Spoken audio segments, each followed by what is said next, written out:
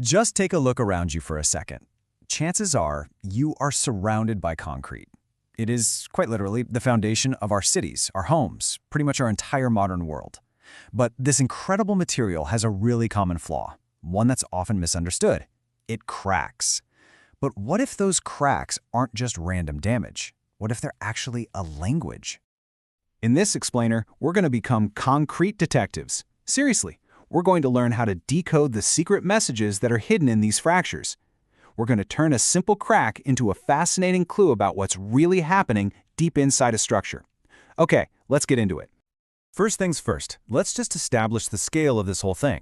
Concrete cracking isn't some rare event. Nope, it's one of the most frequently encountered problems on any construction site, anywhere in the world. It is a universal challenge that every single engineer and builder has to deal with. But here's the crucial part, the thing that makes this so interesting. These cracks aren't just random flaws. The pattern, the direction, even how wide a crack is, it all tells a specific story. You could think of them as physical evidence of these hidden forces at work. They're clues that point directly to what caused the problem and, more importantly, how severe it is. So how do we kick off our investigation?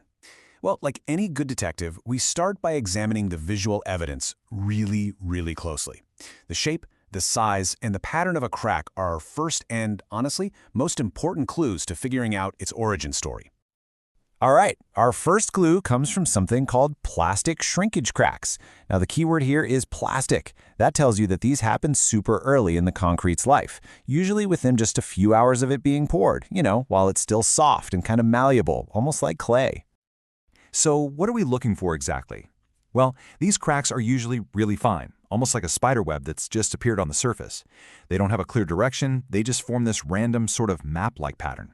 And because they happen so fast while it's still wet, they're pretty shallow and usually don't mess with the concrete's overall strength. Now, our second common clue looks totally different. These are drying shrinkage cracks, and these guys show up much later in the game. This isn't about the concrete being soft anymore. This is about it being hard and slowly, over weeks or even months, losing its moisture. The visual evidence here is, well, it's a lot more dramatic. These cracks are typically way deeper and wider. And instead of that random webbing we saw before, they often form more regular, predictable patterns, sometimes running right through the entire slab.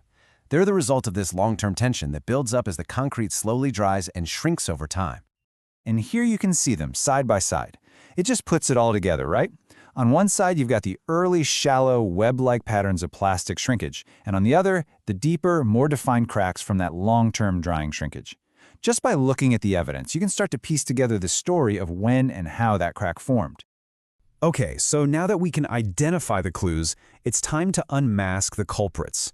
We're shifting gears here, moving from the what happened to the why it happened.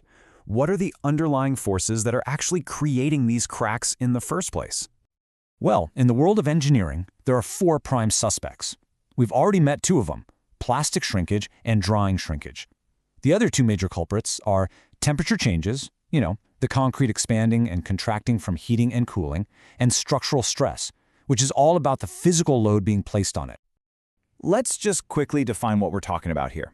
Both types of shrinkage, plastic and drying, are ultimately about one thing: water leaving the concrete. When water that was part of the original mix evaporates, the concrete's volume actually decreases. It shrinks. If that happens too fast or unevenly, tension builds up and boom, the concrete cracks to relieve that pressure. The other two culprits are more about outside forces pushing and pulling on the concrete. So, concrete expands when it gets hot and contracts when it cools.